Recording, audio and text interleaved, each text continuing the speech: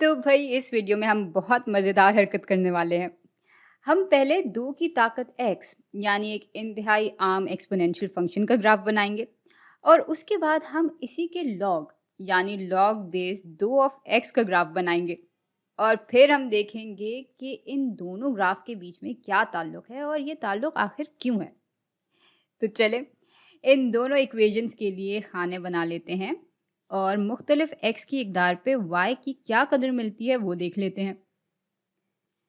भाई ये आ गए हमारे खाने।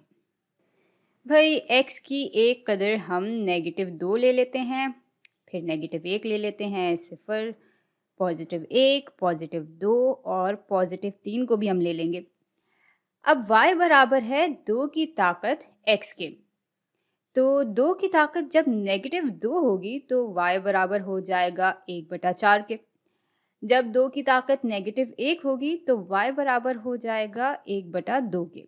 जब 2 की ताकत 0 होगी तो y 1 के बराबर हो जाएगा और जब 1 डालेंगे इसमें तो हमें 2 मिल जाएगा। जब 2 डालेंगे तो 4 मिलेगा और जब 3 डालेंगे तो y बराबर आ जाएगा 8 के। और अब इन सारे नुक्तों को ग्राफ पे बना लेते हैं। तो हमारा पहला नुक्ता कुछ यहाँ बन जाएगा और यहाँ आ गया दूसरा नुक्ता, ये तीसरा आ गया, चौथा, पांचवा और छठा। और इस सब को जब हम जोड़ेंगे तो हमें कुछ इस किस्म का ग्राफ मिल जाएगा 2 की ताकत x का। थोड़ा बदसूरत सा ग्राफ बना है लेकिन काम चल जाएगा।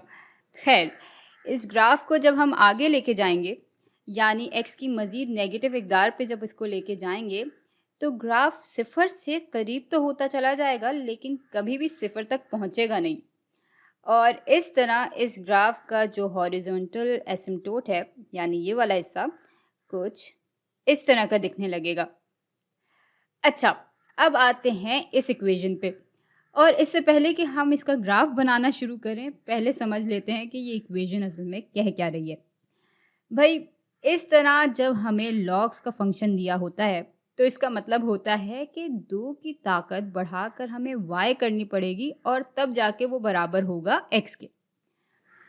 और अब अगर आप गौर करें तो इस इक्वेशन के मुकाबले में हमने बस इस इक्वेशन की x और y की जगह तब्दील कर दी हैं।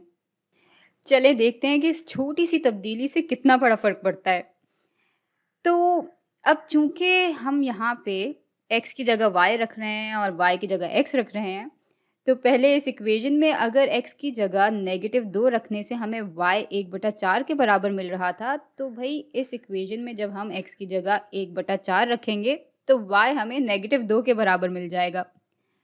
या इस नतीजे तक हम यूं भी पहुंच सकते थे कि 2 की ताकत हमें क्या रखनी पड़ेगी कि वो 1/4 के बराबर हो जाए और यूं भी हमें y -2 के ही बराबर मिल जाता। और इसी तरह जब x 1/2 के बराबर होगा तो y बराबर आ जाएगा -1 के।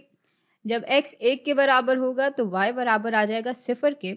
जब x बराबर होगा 2 के तो y +1 के बराबर हो जाएगा और जब x 4 के बराबर होगा तो y बराबर हो जाएगा +2 के।